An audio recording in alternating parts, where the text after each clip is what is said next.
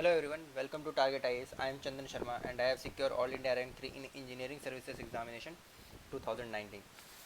So today we are going to start with the cycles.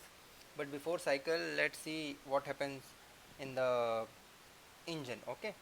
So आप सबको पता होगा कि the first process that we are going to, there are four process.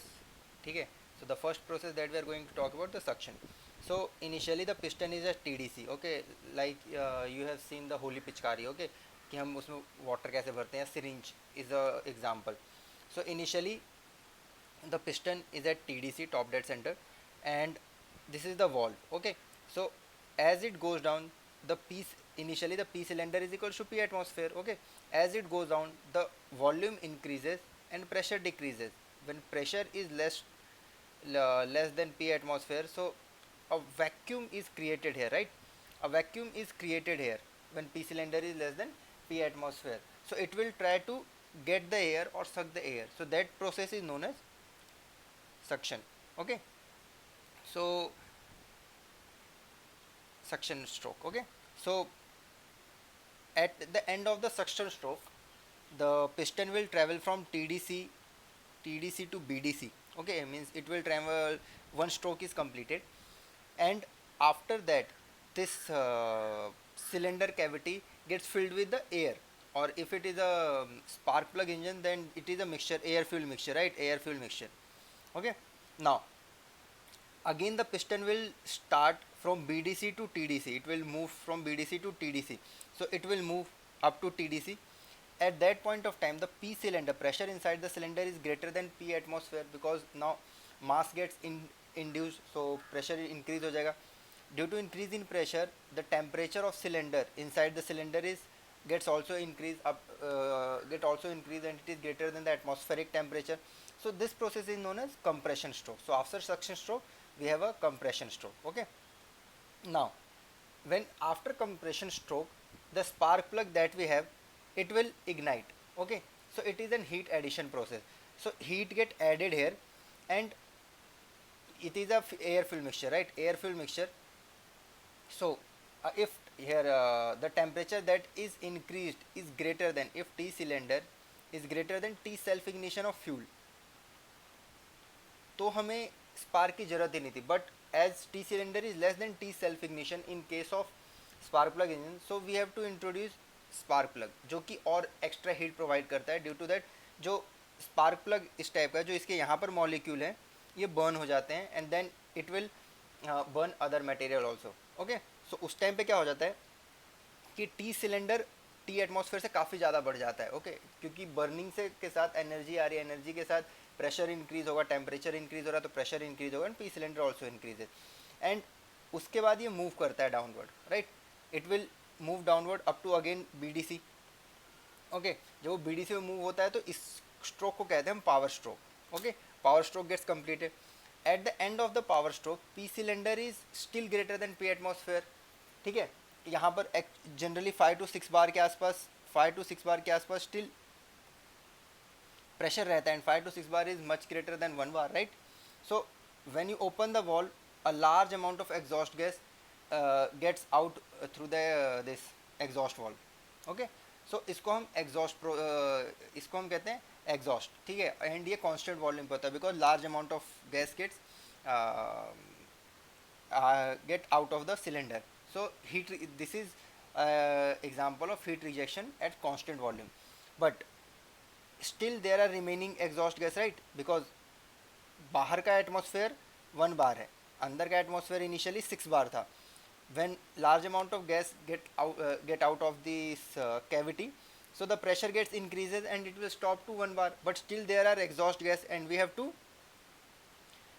take it out. So again ये ऊपर move होगा, right? And ये इस पूरे जो भी बचा हुआ गैस है उसको मैक्सिमम अमाउंट तक बाहर कर देगा. सो दिस, ये जो टोटल प्रोसेस है, इसको हम 4 स्ट्रोक इंजन कहते हैं. ओके, सो ये काफ़ी लोगों को पता होगा, बट ये एक जनरल ओवरव्यू था. Okay, so now let's start with the air standard cycle. So air standard cycle, there are 3 air standard cycle. First one is Otto cycle, diesel cycle, and dual cycle. So these 3 cycles we are going to study. Then there are some air standard assumptions that we are going to take in all three in cycles. Okay, so the first one is only air is working fluid. As you know, in SI engine, spark ignition engine, we introduced air fuel mixture. Okay, in diesel engine, we initially introduced air, plus after that we introduced fuel. So air plus fuel, again it will form air fuel mixture. In dual engine also we introduced air fuel mixture. So हम introduce कर रहे हैं air fuel mixture, but we consider और we assume that only air is working fluid, so that क्या होता है कि air की प्रॉपर्टीज़ हमें पता है, हमें ये नहीं पता कि वो कितना, अगर जनरली हम अपने लेवल पे स्टडी करना चाहें, so if 1 kg air mix with 10 gram of fuel then what will happen, we don't know. मतलब उसके लिए स्टडी अलग से करनी पड़ेगी, उसके लिए अलग से हर प्रॉपर्टी निकालनी पड़ेगी, देन स्टडीज गेट कॉम्प्लिकेटेड. सो इसलिए हम एज्यूम करते हैं कि only air is working fluid. Now air is a working fluid and we assume that it is an perfect, it behave as a perfect gas. So perfect gas is same, perfect gas behave as an ideal gas. If you have studied it in thermodynamics, so perfect gas behaves as ideal gas when pressure is low and temperature is high. Okay, means collision of molecule नहीं हो रहा है, because due to collision of molecule irreversibility आती है. So we assume that pressure बहुत कम है, temperature बहुत ज़्यादा है, तो ये भी हम एज्यूम कर लेते हैं. ये these are assumption. Okay, but pressure of course pressure is very high up to 70-80 bar, but ये हम एज्यूम करते हैं. Now as perfect gas behavior, so it will follow this PV equals to MRT and CPCV and gamma remains constant, but you know CPCV gamma changes as temperature changes. Okay, but ये assumptions है ताकि हमारी study जो है वो थोड़ी easy हो जाए. ओके, तो ये एजम्पन्स आपको पढ़ने पड़ेंगे और याद रखने पड़ेंगे. नाउ कुछ रेशियोज हैं जो कि as you know for adiabatic P V raise to gamma equals to C and we know that P V equals to M R T. ये दो फॉर्मूले हमें यूज़ करने हैं फॉर एडियाबेटिक. सो अगर आपको पता है P is inversely proportional to V raise to gamma, so मैं यहाँ पर लिख सकता हूँ डायरेक्टली P की जगह पर अगर मैं टेम्परेचर के टर्म में लिखना चाहूँ तो V by V raise to gamma is directly proportional to temperature. So temperature is inversely proportional to V raise to gamma -1. So P V raise to gamma equals to C, इसको हम ऐसे भी लिख सकते T V raise to gamma -1 equals to C, right. And ये मतलब इसी से आया है सब कुछ. तो ये सब चीज़ें आप देख लीजिएगा, मैं ये फालतू की चीज़ें अभी नहीं पढ़ाऊँगा, जस्ट रेशियोज़ का खेल है. So please go through it. Now we have to also see that we do not take isothermal, we do not consider isothermal process. Isothermal process we okay, ये नहीं करते, we consider adiabatic process. Why? Because isothermal process is a very slow process, right, and adiabatic is a fast process. So हम actually ideally ना adiabatic हम ले सकते हैं, मतलब कंसिडर कर सकते हैं ना आइसोथर्मल कर सकते हैं, बट हम जितना नियरेस्ट किसी चीज़ के पहुंच सकें तो हम ट्राई करते हैं आइडियल कंडीशन पे. सो आइसोथर्मल प्रोसेस के बहुत ज़्यादा पास जाना मतलब कि काफ़ी स्लो प्रोसेस करना, बट एडियाबेटिक प्रोसेस के काफ़ी पास जाना मतलब काफ़ी फास्ट प्रोसेस करना. सो अगर फास्ट प्रोसेस हो रहा है so it is beneficial for us, so इसलिए हम लेते हैं ये. ओके, नाउ ये चीज़ आपको याद रखनी कि हमने आइसोथर्मल प्रोसेस क्यों नहीं लिया है. Now let's start with the Otto cycle. Now Otto, ये जो चार्ट है ये पीवी चार्ट है. Okay, here pressure and here is represent volume. Okay, please draw this chart, फिर हम स्टार्ट करते हैं. Okay, so 1 to 2 and 3 to 4, these two process are adiabatic process, PV raised to gamma equals to C. If you see process 2 to 3 and 4 to 1, so they are constant volume process. So this is heat addition at constant volume. From 2 to 3 heat addition is there, that's why pressure increases, right. और यहाँ पर heat rejection हो रहा है at constant volume. okay, तभी तो यहाँ पर temperature and pressure दोनों कम हो रहा है.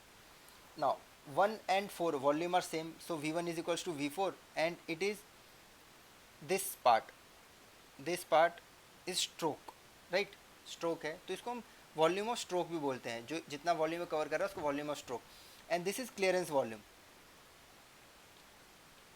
क्लियरेंस वॉल्यूम, सो हमको इसको VC से डिनोट करते हैं. So V1 is equals to volume of stroke plus volume of clearance, and V2 equals to V3 is equals to volume of clearance, right. तो ये नोटेशंस आपको याद रखनी है, ठीक है, और इसका कोई ऑप्शन नहीं है, आपको याद रखनी पड़ेगी.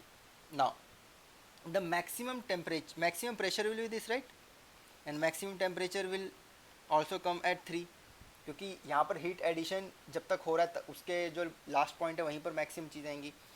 नाउ इसका डेरिवेशन देखते हैं कैसे डेरिवेशन हमें करना है. Now whenever you find derivation means हमें efficiency फाइंड करनी है. So whenever you find the efficiency is what is the output, work done is the output, right. This area under the cycle on a PV diagram represents work done, right, work done. So work done net upon heat addition, what is your input?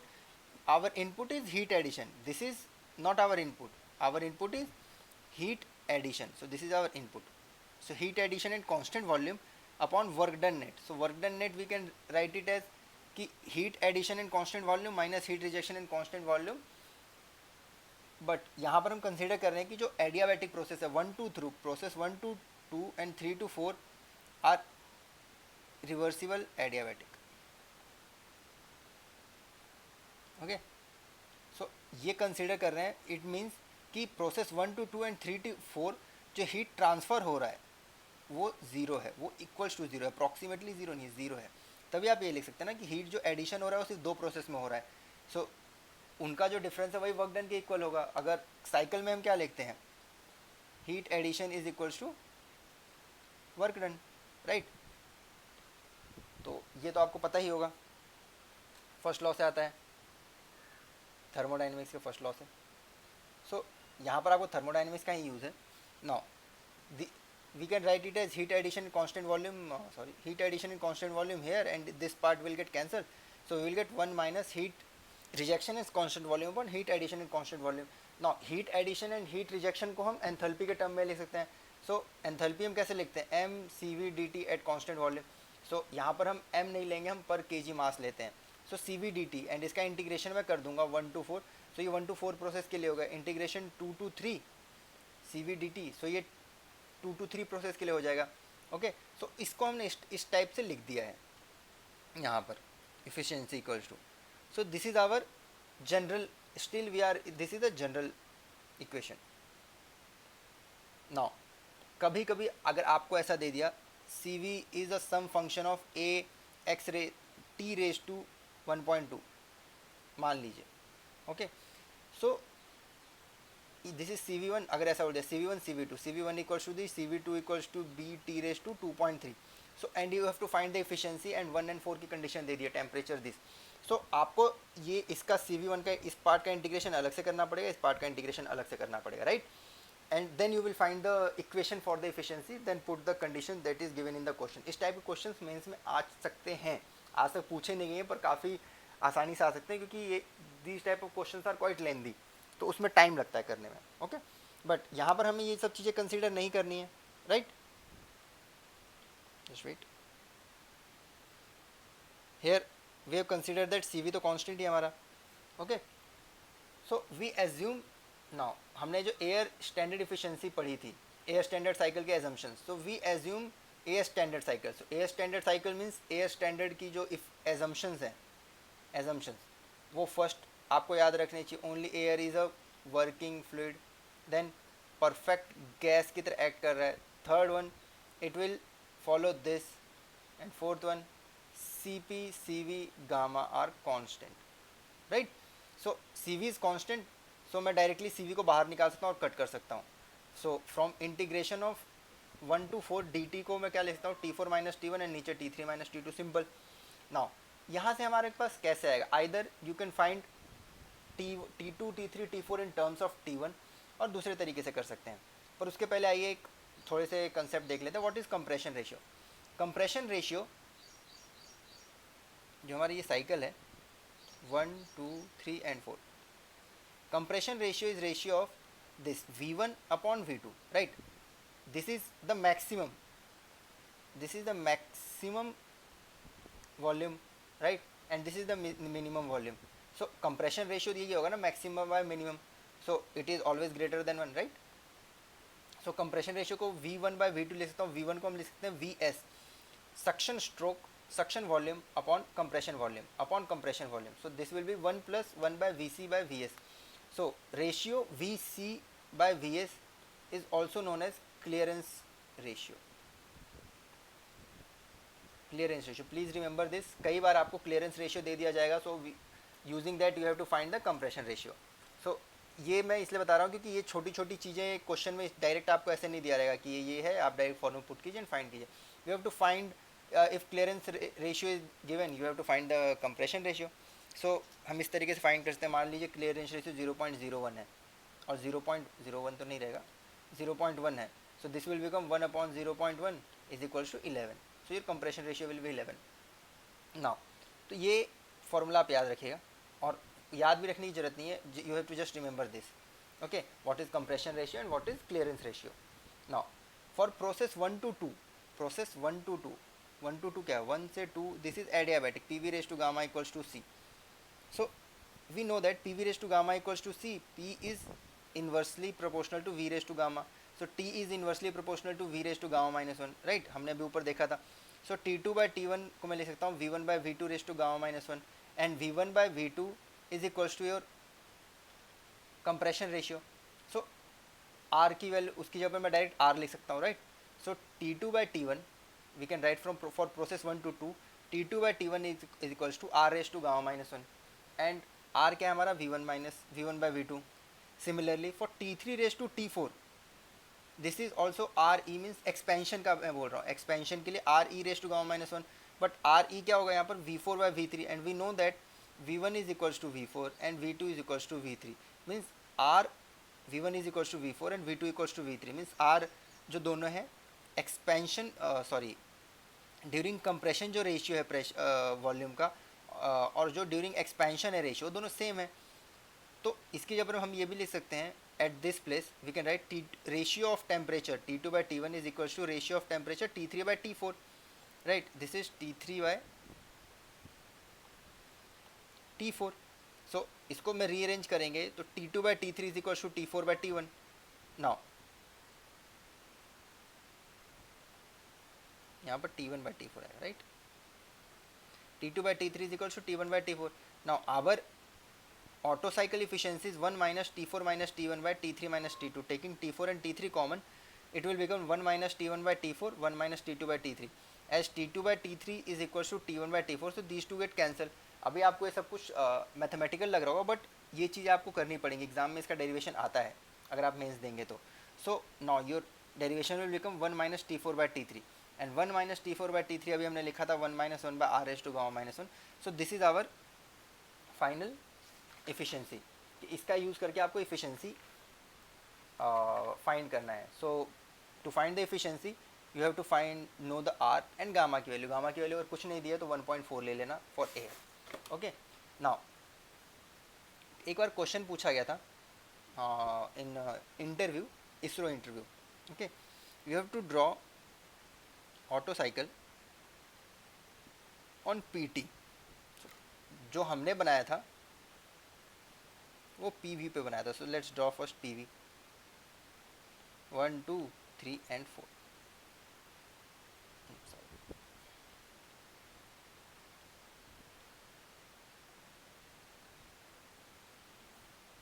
From 1 to 2 it is adiabatic process, right, and pressure also increases, temperature also increases. So ये ऐसा नहीं हो सकता है, ये ऐसा भी नहीं हो सकता है, ये कुछ तो ऐसा होगा पर ये ऐसा भी नहीं हो सकता है. Why? Because it have to show PV raised to gamma, so means there is some raised to power. So ये कर्व आएगा, राइट. so ये कुछ इस टाइप से बन जाएगा 1 से 2. this is 1, this is this is 1, this is 2. Now the second process is constant volume. In constant volume it is P is directly proportional to T, so this must be a straight line. So this is a straight line. Now again from 3 to 4 pressure is decreasing and temperature is also decreasing. So this is also a curve. क्योंकि ये P is directly proportional to T raise to gamma by gamma minus 1. Okay, and again process 4 to 1, P is directly proportional to T, and pressure and temperature both are decreasing.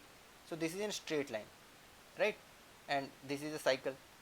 You know that if a cycle shown on a PV or PT diagram is in clockwise, means it is producing work. Work is producing, right? Work is producing. And if it is clockwise, if it is anti-clockwise, means work is absorbed. ठीक है. So this is a very good question that can be asked in an interview. Now हमने सब कुछ पढ़ लिया. Now let's solve a very basic question जो कि आपके काफ़ी सारे डाउट सॉल्व कर लेगा. So let's solve it quickly. An auto cycle, please pause this video after reading the question and please try to solve by yourself. An auto cycle is having a bore of 12 centimeter and crank radius of 10 centimeter. Assume gamma 1.4 and clearance volume 300 centimeter cube. CV की value दे रखी है 0.718, that is for air, kilojoule per kg Kelvin. Now you have to determine the swept volume, air standard efficiency, work done. If work done net is 1500 kilojoule, then determine the heat added. If ambient temperature is this and pressure is this, then determine the maximum temperature and pressure. So this is a question. This is our question. Now you have to find the first soft volume. Soft volume we know that is Vs. Vs is the soft volume. So we know the diameter, we know the length. So length कैसे पता चलेगा? 2 into crank radius, हमने first video में discuss किया था. Okay right. So 2 into 10 is equals to 20 centimeter. So pi by 4 d square L. So just put the value and this is our soft volume. Now ये diagram बना लीजिए 1 to 2, 3 to 4 and V1 is equals to V4, V2 is equals to V3. Now efficiency we know that for auto cycle 1 minus 1 by R raised to gamma minus 1. So R क्या होता है? V1 upon V2. So V1 upon V2 is equals to Vc by Vc plus Vs, means stroke volume plus clearance volume upon clearance volume. So 1 upon stroke volume हमने just अभी find किया था 2261 and this is given 300. So this come ये आ गया 8.54. Sorry. This is R. You know the R value. Now put it and you will find the efficiency. So efficiency 57.6%. This is air standard efficiency.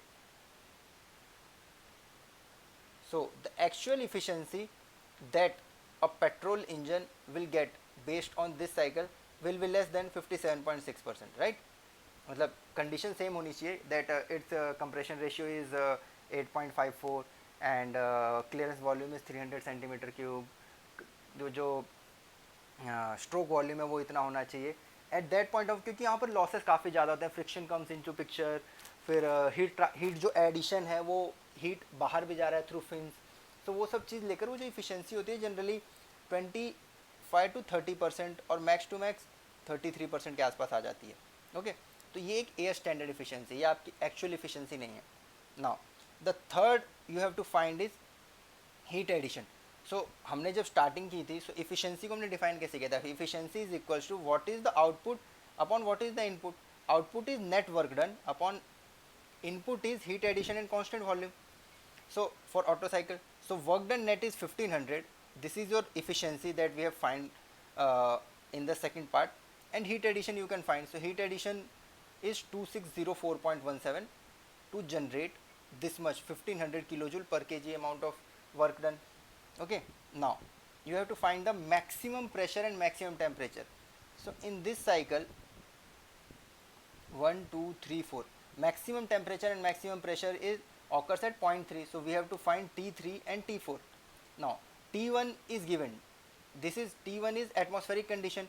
So T1 is given 27 degrees Celsius, means 300 Kelvin. P1 is 1 bar. So when you go from 1 to 2, this is an adiabatic process. So P1 V1 raised to gamma is equals to P2 V2 raised to gamma. We know that V1 by V2 is 8.54, right? V1 by V2 equals to R, na? So 8.54 raised to 1.4, 20.14. So P2 become 20.14 bar. Now when you finding the temperature, so T2 by T1 is equals to R raised to gamma minus 1. ये relation आपको पता है. सो यहाँ से हमने T2 find किया, that become 707.5 kelvin. अब हमें फिर भी ये हमारा मैक्सिमम नहीं है, हमें T3 and T3 and P3 find करना है, right. So from 2 to 3 we know that it is a constant volume process and heat addition in constant volume is written as mcv delta t. We don't know the m mass because per kg हम find कर रहे हैं ना, we are finding the per kg. So cv delta t, so cv we know in question given 0.71, right? This much amount of heat is added. We know the T2, we will find the T3, that is 4334.5 Kelvin. So you can see the temperature. So ये कितना thermal stress induce करता है. So in the first video we have talked about the thermal expansion, जिसके लिए clearance volume given होता है, right? So you can see the temperature is nearly greater than 4000 Kelvin, right? 4000 Kelvin or 4000 degree Celsius you can say. So इतने high temperature पे कितना ज़्यादा thermal expansion हो सकता है या होता होगा. आप कितना भी इनसेंसिटिव मटेरियल ले लीजिए, but you can not means use a very high budget material, क्योंकि वहाँ पर कॉस्ट इफेक्टिव भी आ जाता है. हमें बाइक भी चाहिए 5,000 50,000 की, और उसके अंदर आप इंजन ही आपका 40,000 का, वैसा नहीं हो सकता ना. सो इसलिए हमें क्लियरेंस वॉल्यूम रखना पड़ता है. Now we know that for constant volume direct P is directly proportional to T, so P3 by P2 is equal to T3 by T2. तो यहाँ से प्रेशर भी आ गया. So you can see that this much high pressure, due to this stress also induced. यहाँ से thermal stress आ रहा है, right? यहाँ से मैकेनिकल स्ट्रेस आ रहा है, राइट. सो ये thermal stress and mechanical stress को सहने के लिए भी हमें फिर जो डिज़ाइनिंग होगी इनके बेस पर होती है इंजन की. सो ये सब आपको चीज़ें पता होनी चाहिए, इतना हाई प्रेशर है, इतना हाई टेम्परेचर है. So we have to design, like in interview a interviewer can ask what are the factors you will take in account during designing a cylinder that you will use in an engine. So वहाँ पर आपको बताना पड़ेगा sir, first of all तो हमें specific idea होना चाहिए कि हमारा कितने सीसी का इंजन है, कितने हाई प्रेशर पे मैक्सिमम प्रेशर कंडीशन क्या है, मैक्सिमम टेम्परेचर कंडीशन क्या है, एंड आफ्टर दैट कि वो रन कितने फास्ट कर रहा है, उसका मतलब ये सारी चीज़ें आपको पता होनी चाहिए. तो बेसिक चीज़ें क्या हो गई, first of all you should know the constraint. Constraint कहाँ से आएगी, volume. So what is your stroke volume, जो हम बोलते हैं 300 CC cylinder engine, 400 CC cylinder engine Dominar example है, 500 सीसी बुलेट, उसका 500 सीसी 498 सीसी मीन्स उसका स्ट्रोक वॉल्यूम है, राइट. सो ये सब चीज़ें आपको पता होनी चाहिए. आफ्टर दैट वो जो थिकनेस होगी सिलेंडर की थिकनेस आप 1 mm रख रहे हैं कि 2 mm रख रहे हैं, 10 mm रख रहे हैं, 20 mm रख रहे हैं, 100 mm रख रहे हैं. After that you will decide material कौन सा यूज़ होना चाहिए. अगर हाई टेम्परेचर है, ओके, जैसे अगर आप VC कांस्टेंट है एंड VS काफ़ी ज़्यादा बढ़ रहा है, सो R will increase, right. R will increase और टेम्परेचर विल ऑल्सो इंक्रीज. सो उसके लिए आपका मटेरियल भी डिफरेंट हो जाएगा. जो मटेरियल 2000 केल्विन पे वर्क कर रहा है वो 5000 केल्विन पे वर्क नहीं करेगा, राइट. और जितना थिकनेस 2000 केल्विन पे आप रख रहे हैं वो आप 5000 केल्विन पे नहीं रखेंगे. सो इस टाइप के जो क्वेश्चंस हैं वो आप जब सोचेंगे तो इसके आंसर्स भी आपको डायरेक्ट मिलेंगे. So now there is a concept of mean effective pressure. ये क्वेश्चन सॉल्व हो गया है. और there is a concept of mean effective pressure. So what is mean effective pressure. First of all हम एक PV डायग्राम बनाते हैं. From this is our cycle, right, our Otto cycle, और you can say any cycle. Otto cycle है. This area will represent net work done, right. So here pressure is changing, right. In every process pressure is changing, temperature is changing, everything is changing. But for mean effective pressure what we do, we define a pressure. Suppose हम 1 से 2 पे आ रहे हैं, right. This is our process 1 to 2 and this area should be equal to this area. So means both work done should be same. तो आपको एक चीज़ समझ में आए, जो वर्क डन हमने ये 4 प्रोसेस में मिलकर किया है वो वर्क डन मैं एक ही प्रोसेस में कर लूँगा 1 to 2 में. तो यहाँ पर this is work done by the cylinder, work done on the cylinder और बाय द सिलेंडर है, वो डजेंट मैटर. बट यहाँ पर कंसेप्ट ये आता है. नाउ ये अब यहाँ पर जब हम लिखेंगे तो इसके लिए जब मैं लिखूँगा फर्स्ट प्रोसेस के लिए तो हम कैसे लिखेंगे. यहाँ पर वर्क डन जनरली एरिया हमारा क्या होता है, work done is equals to area under the curve. हाँ, and one more thing, this will be remain same stroke volume, this will remain same stroke volume. Okay, so work done is equals to area under the curve. So work done अगर मैं यहाँ पर लिखना चाहूँ, so P into sorry, here we will write integration from 1 to 2 P into dV. So let's represent this as PM into dV. So PM will come out because constant pressure, and 1 to 2 dV volume gets change, linear change है, तो हम direct लिख सकते हैं V2 minus V1 और V1 minus V2 if work done on the system और by the system है उसके हिसाब से. सो वर्क डन को मैं डायरेक्टली कह सकता हूँ PM अपॉन VS, क्योंकि ये स्ट्रोक वॉल्यूम है. सो अगर मेरे को मीन इफेक्टिव फाइंड करना है तो net work done divided by stroke volume, then I will find mean effective pressure. तो मीन इफेक्टिव प्रेशर का इसलिए होता है, हम चीज़ों को कंपेयर कर सकते हैं. दो सिलेंडर हैं, एक 500 सीसी का है, एक 200 सीसी का है, there maximum pressure will be different, but using this you can find कि मीन इफेक्टिव प्रेशर सिलेंडर का क्या है. ओके, तो ये कंपैरिजन के लिए यूज़ होता है. Now let's quickly jump to the diesel engine. फिर उसके बाद हम नेक्स्ट इस वीडियो में हम डीजल इंजन के बारे में पढ़ेंगे, and in next video we will compare to and dual cycle को भी साथ में. ओके, सो डीजल इंजन, अगर हम ऑटो साइकिल आपने याद किया, थोड़ा बहुत याद है, अभी जस्ट पढ़ाया था तो याद ही होना चाहिए. 1 to 2 3 to 4 heat addition is at constant volume, right. ये पीवी पे कांस्टेंट वॉल्यूम पे है, बट ऑटो साइकिल में देखिए heat addition is at constant pressure, heat addition at constant pressure, heat rejection at constant volume. ये दोनों process तो same है, PV raise to gamma equals to C means adiabatic process. Okay, so please draw this diagram, and यहाँ पर कुछ ratios हैं जो कि हमें पढ़ने हैं. सो फ्रॉम 1 to 3 ये फ्रॉम 1 to 4 जो है टोटल कंप्रेशन रेशियो हो गया आपका, राइट, R. फ्रॉम 3 to 2 ये कट ऑफ रेशियो बोलते हैं, रो को कट ऑफ रेशियो बोलते हैं. Okay, and this will be our expansion ratio RE. So ratios देखते हैं. Our compression ratio is V1 by V2. So VS, इसको हम ऐसे भी लिखते हैं VS plus VC upon VC, right. Now expansion ratio is V4 by V3. Okay, अब यहाँ से हम देख सकते हैं कि R is greater than RE, right. R is greater than RE, simple. Now cut off ratio means यहाँ पर कट ऑफ कहाँ पे हो रहा है. Actually V3 is the cut off point, क्योंकि यहाँ पर हम हीट एडिशन कर रहे हैं, तो यहाँ पर वहाँ पर कांस्टेंट वॉल्यूम पे हो रहा था, राइट. मीन्स यहाँ पर सिलेंडर है और हम मानते हैं कि यहीं पर पूरा हीट एडिशन हो गया, उसके बाद सिलेंडर मूव करना स्टार्ट किया है. But in diesel engine fuel injection हुआ, उसके बाद फ्यूल बर्न हो रहा है, साथ में सिलेंडर भी मूव कर रहा है. सो अगर ये L है टोटल, सो सिलेंडर यहाँ तक मूव कर गया होगा up to certain part X, जहाँ पर हीट एडिशन उतने पार्ट में हुआ है, राइट. उसके बाद हीट एडिशन नहीं हो रहा है. सो कितने पार्ट तक हीट एडिशन हुआ है वो ये वाला पार्ट जनरेट करता है. ओके, सो ये है आपका, इसलिए उसको हम कट ऑफ रेशियो बोलते हैं कि वहाँ पर कट हो चुका है. So it is denoted by rho equals to V3 by V2. Now RE को मैं क्या लिखता हूँ, V4 को मैं ऐसे लिखता हूँ V4 by V2 upon V3 by V2, right. Now we know V4 by V2, V4 is equals to V1. So V1 by V2 means R, and V3 by V2 यहाँ पर आ गया upon rho. So RE is equals to R by rho. So if you know RE and rho you can find R. तो इन तीनों में से जो भी अगर दो पता है तो तीसरा आराम से फाइंड हो जाएगा.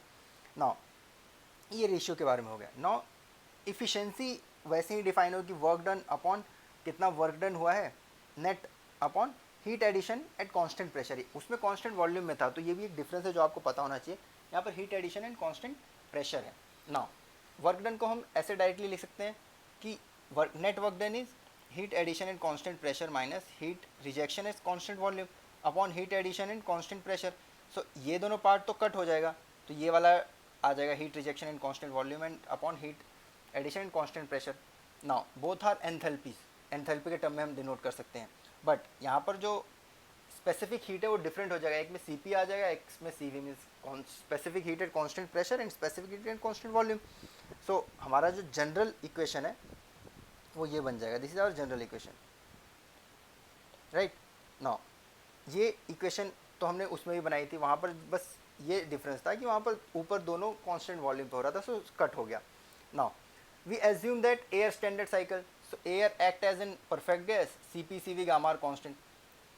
सो सिमिलरली वहाँ पर हम लिख सकते हैं उसको सी वी बाहर आ जाएगा, सी पी बाहर आ जाएगा, and when you integrate it T4 minus T1 by T3 minus T2. So we know that C P by C V is equals to gamma.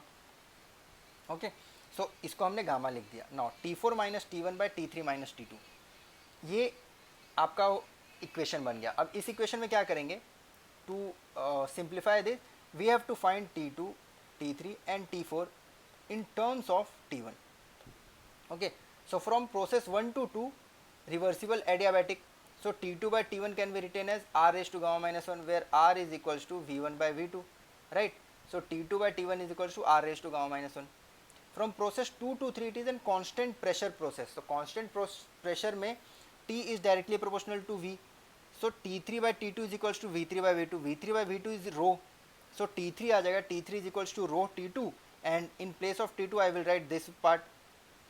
So it will become T1 R raised to gamma minus 1 into rho.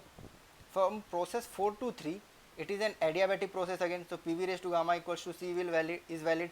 So T4 by T3 is equals to V3 by V4 raised to gamma minus 1, and V4 by V3. We know that RE is equals to V4 by V3, and we also know that RE is equals to R by rho. So here we put this. So T4 become T3 rho by R raised to gamma minus 1.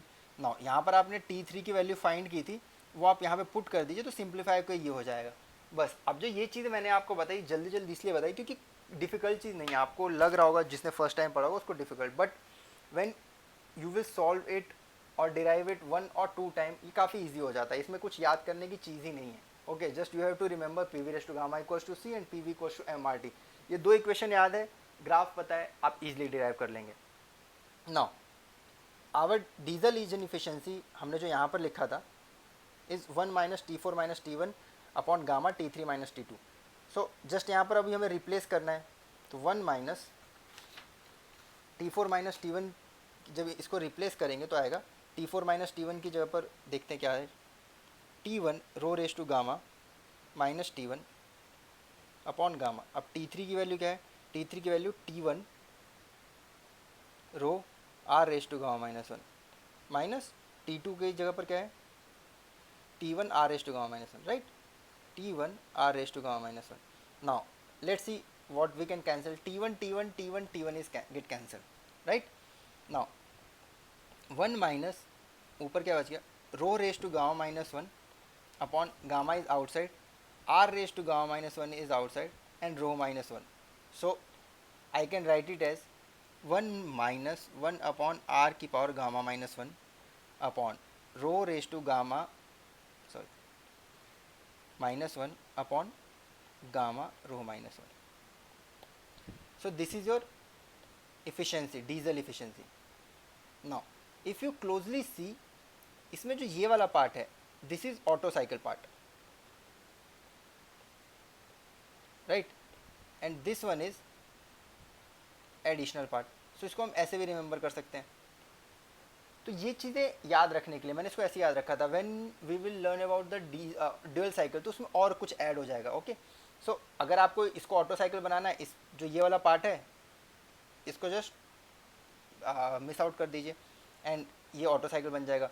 ये लिखेंगे तो ये diesel engine का efficiency बन गया.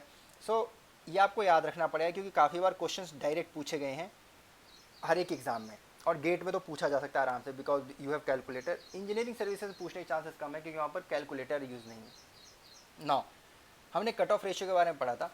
सो let's see what is, उसके ऊपर question किस टाइप्स आ सकते हैं. We know that this is heat rejection at constant volume, this is heat addition at constant pressure. These two process are P V raise to gamma equals to C, right. Let's see, हम बोलते हैं this is 0.2 VS. इसका मतलब क्या है, 0.2 VS means cutoff occurs, we can write it as cutoff occurs at the rate 20% of stroke volume. Means ये वाला part आपका क्या बच गया, ये 0.8 VS है, एंड ये जो टोटल है ये तो VS है ही, राइट.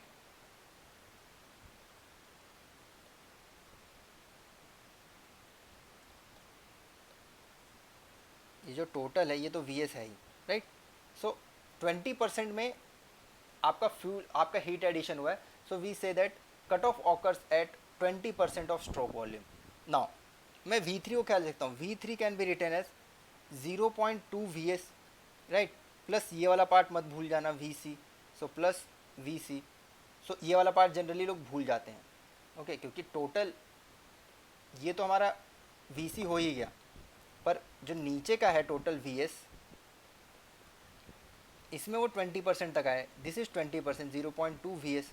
सो एडिशन अगर देखूँ V3 को लिखना चाहूँ तो ये एडिशन होगा ना, दोनों Vc plus 0.2 Vc. So V3 is equals to 0.1.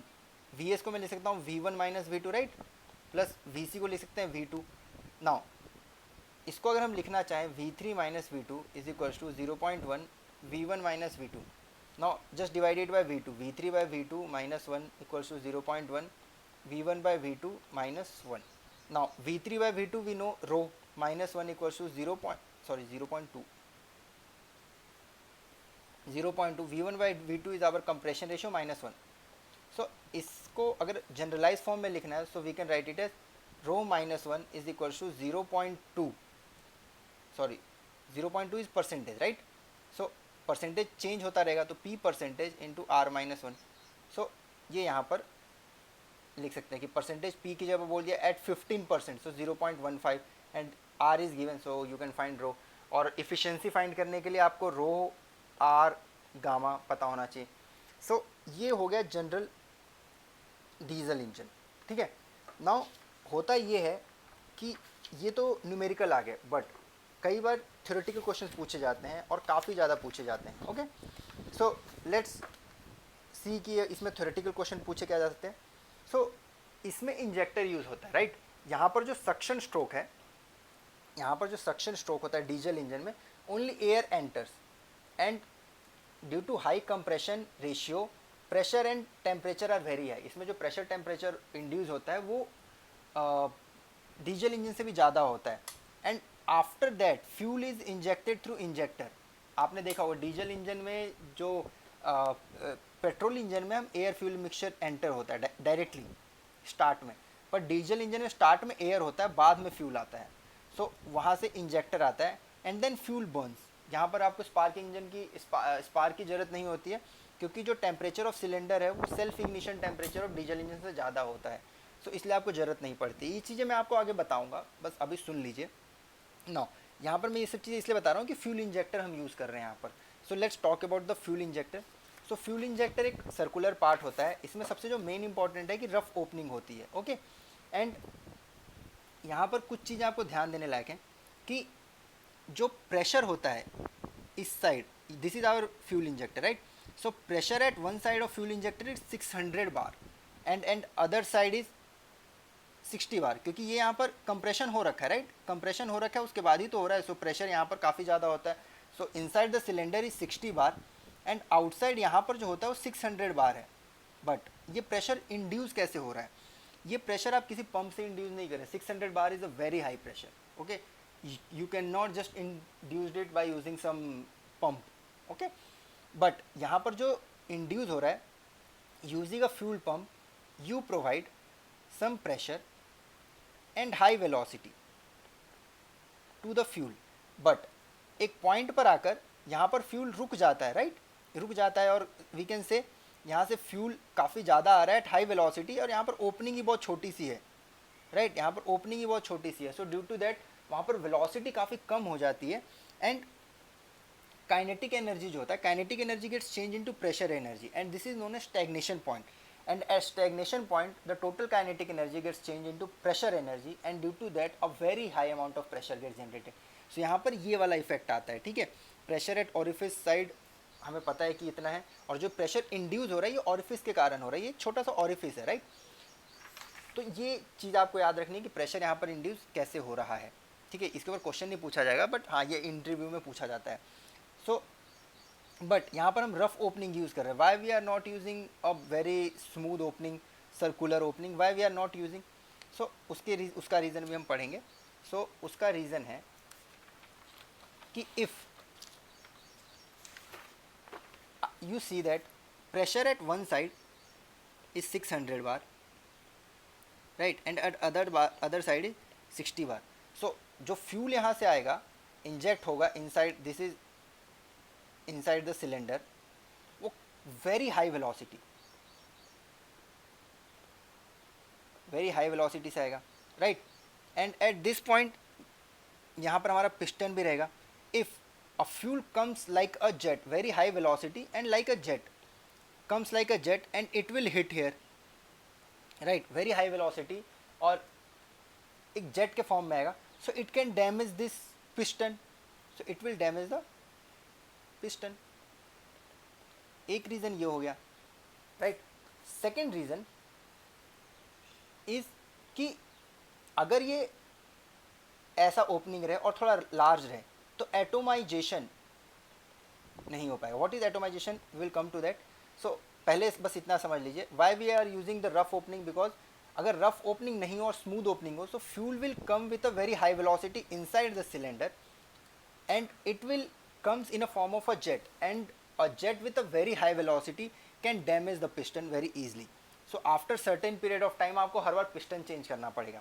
Okay, so इसलिए हम rough चीज़ यूज़ करते हैं, rough.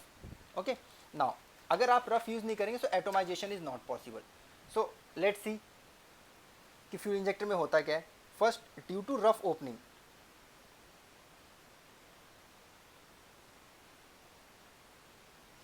And large pressure difference,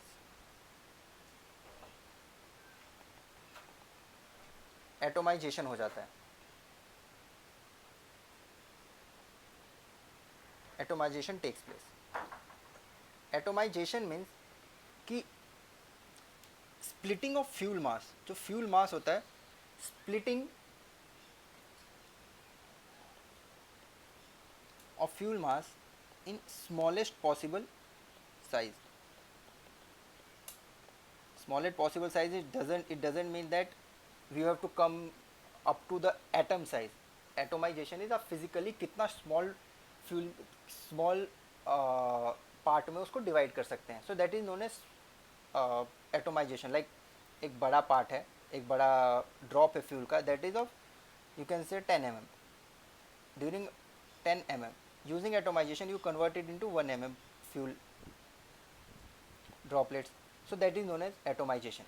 But why do we want atomization? Because as we know, if we compare these two, 1 and 2, due to atomization,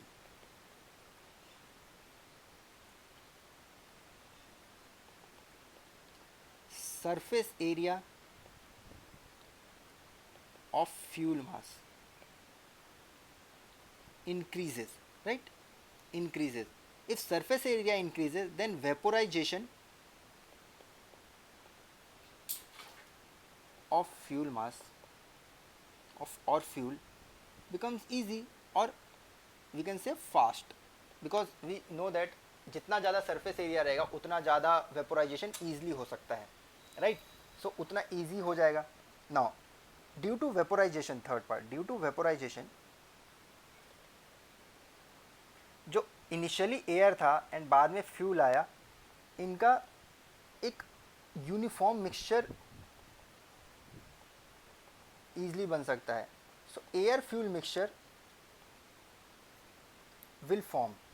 air fuel mixture means uniformly distributed vaporised fuel in the air. जो fuel का vapour है वो uniformly distributed air में, and that is required. If अगर मैं कहूँ कि ये मेरा इंजन है एंड यहाँ पर ही पूरा फ्यूल मास है, तो बर्निंग यहाँ पर होगी, यहाँ पर बर्निंग होगी नहीं, और काफ़ी ज़्यादा खतरनाक तरीके से बर्निंग होगी. That is known as abnormal combustion, and that is not means favourable.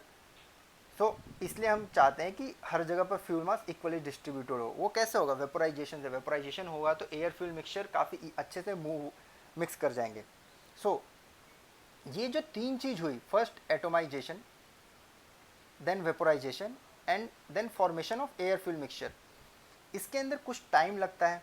So that is known as physical delay.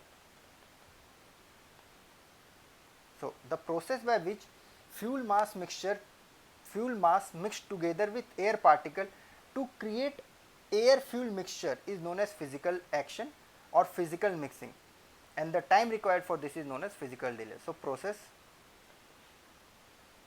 Sorry यार, राइटिंग बहुत ही ख़राब आ रही है मेरी, just wait a second. Process by which fuel mass mix with air particles that is already present to create air fuel mixture is known as physical action and or physical mixing, and time required for this is known as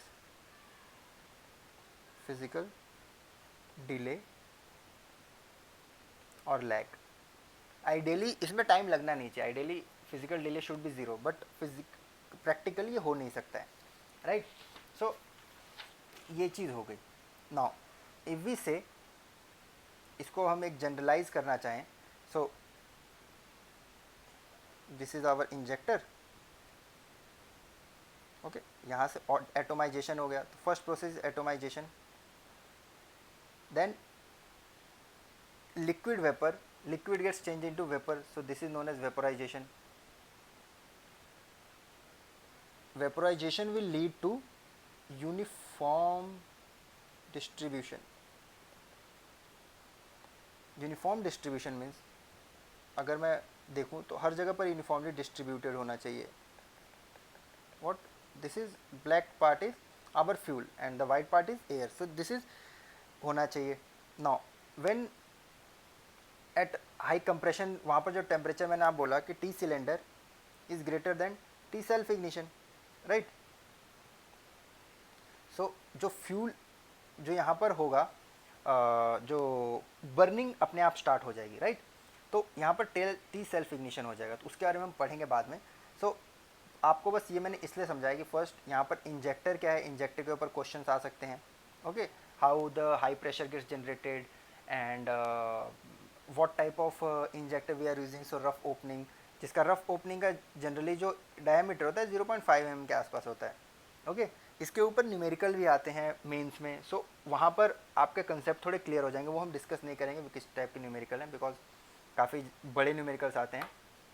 and उसके बाद इसके में process क्या है, what is physical delay, what is physical mixing, what are the process that are taking place during a physical delay. So इस type के जो questions हैं ये आप सॉल्व कर पाएंगे. तो ये चीज़ें आपको किताबों में पढ़ने में काफ़ी ज़्यादा टाइम लगेगा. सो होपफुली आपको ये चीज़ें समझ में आएंगी. और जो नेक्स्ट वीडियो है उसके अंदर हम फिर ड्यूअल साइकिल फर्स्ट पढ़ेंगे and then we compare all the 3 cycles. Okay, so take care and good bye.